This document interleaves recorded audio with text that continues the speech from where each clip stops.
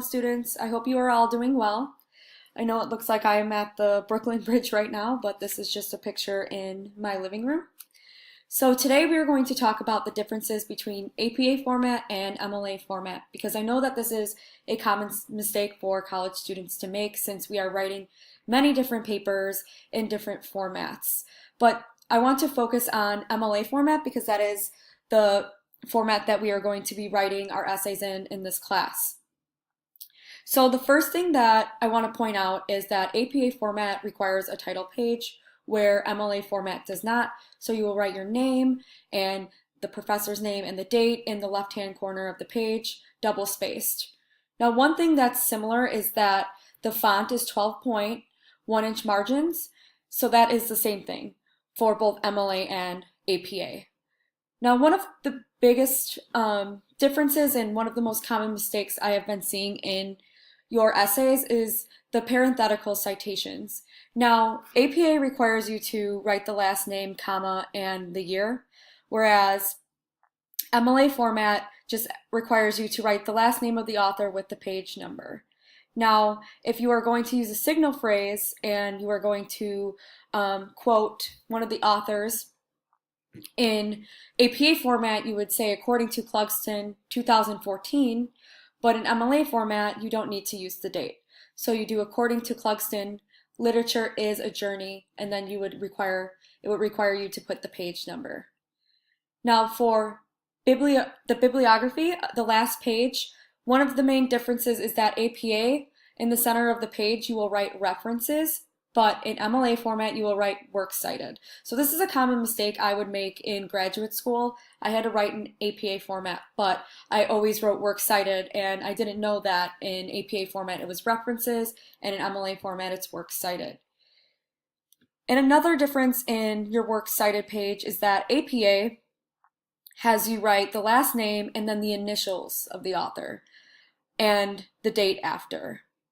But in MLA format, you have to write the last name, first initial, and you do have to spell out the last name.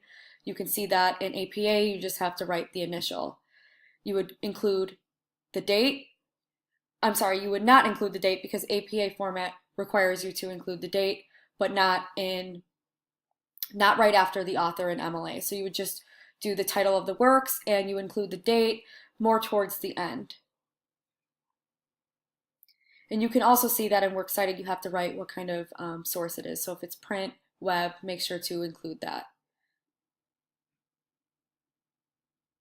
And like I stated before, APA requires you to write a title page. So make sure that in MLA format you just need a header is required on the first page, and then at the beginning of the essay you would write your name, your professor, the class, and then the date with the date first, month, and then year.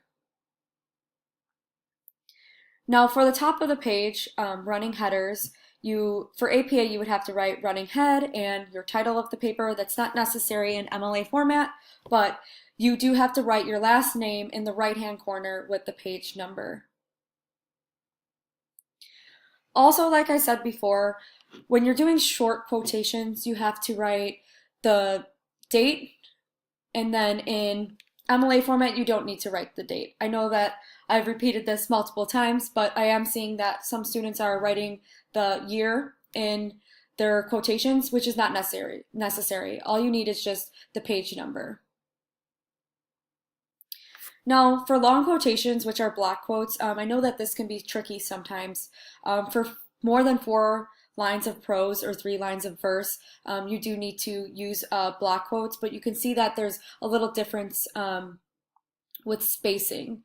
So you can see that the quote goes pretty much right after with no space in APA format, but in MLA there looks like there is a little bit of a space right here after introducing the quote and then the block quote.